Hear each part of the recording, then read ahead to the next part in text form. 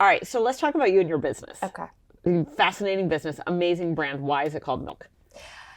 So originally, it's called Milk Bar. Well, Milk Bar, but explain who you are and what you do. Let's start there.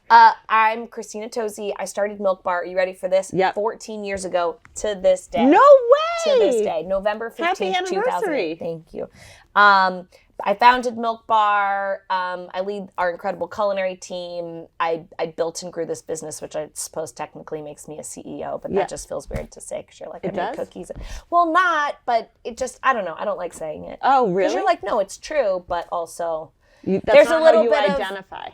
I got into the business to bake, and I think I discovered that I really love business. Because it's probably I'm not a left that brain. I'm a math major. My mom's clearly, like a crazy accountant that raised me to be very business savvy.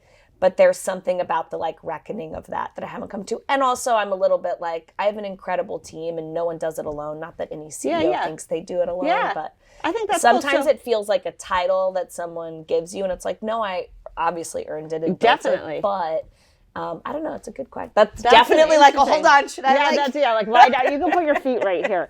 So if you had to choose one role that defines you, would you say you're a baker? Yeah. Okay.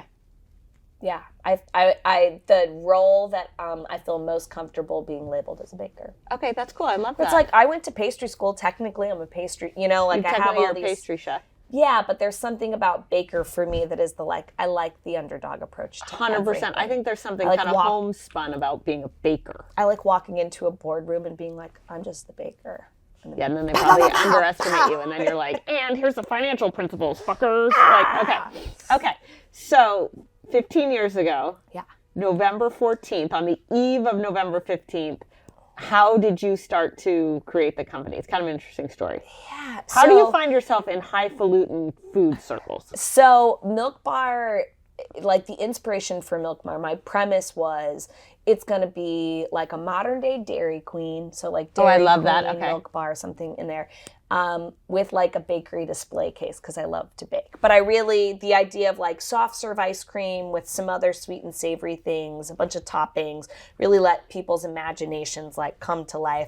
But I was like, there should also be baked goods because that's what I do. Yeah. I like that you have something where are you from? Ohio. Okay, you have something very American, like Dairy Queen, like the sprinkles, it's like Acme. Do you know what I mean? Like, totally. I like that, but then you pop it. You're like Warhol. You're like the Warhol of baking. Has people told you that before? No, but that is a very high compliment. I think that you have that, though. It's like... I went to college. I did all that. I got You were going to be an engineer, I think, right? That's right. An engineer. I ended up being, I guess, technically by degree, a mathematician and a linguist. And I was sort of like... both my parents were super passionate about what they did for a living. And I was just like, I am passionate about these things, but I don't think I'm going to be passionate about being like an actuary, or a translator. Your mom's an accountant? Yeah. Like most passionate accountant. My dad was an agricultural economist, most passionate. That's cool. Like writing, protecting small dairy farmers, hilariously enough. Yeah. Anyways, I realized that my passion, the thing that I could really just like crush every day, no matter success, failure, what have you, any time of the day or night, no matter what the paycheck, was baking. Okay.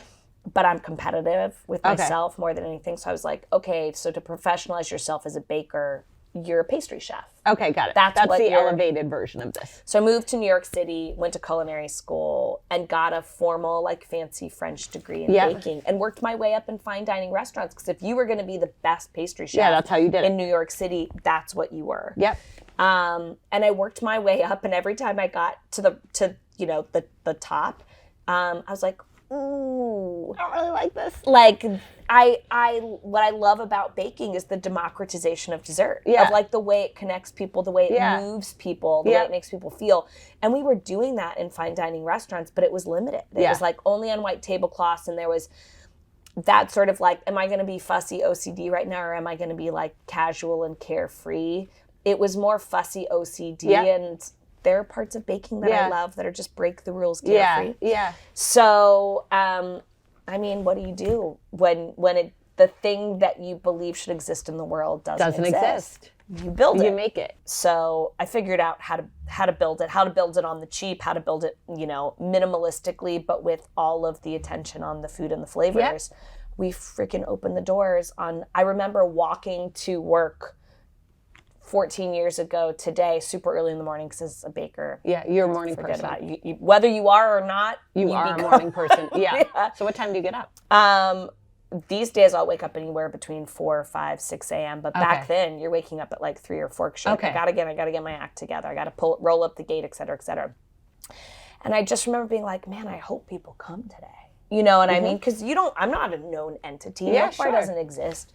And I walk to work and I go to roll up the gate and I turn the corner on 13th Street and 2nd Avenue and there's a line of people. Oh. And I'm like, who are these people? How do they even know? Do they even know? You know how New Yorkers can be? Yeah. Do they understand New Yorkers what they're are like? Weird. Yeah. Yeah. Waiting in line for? Yeah. We'll wait in line for anything. Anyways, opened the doors and then the next thing was like, they came up and they're looking at this crazy menu and they're looking at cakes that are unfrosted on the sides and they're looking at cookies that are like the compost cookie, the cornflake chocolate chip marshmallow cookie. I mean, there's not a chocolate chip cookie. Yeah. There's a corn cookie, but there's not a sugar cookie, like that sort of stuff.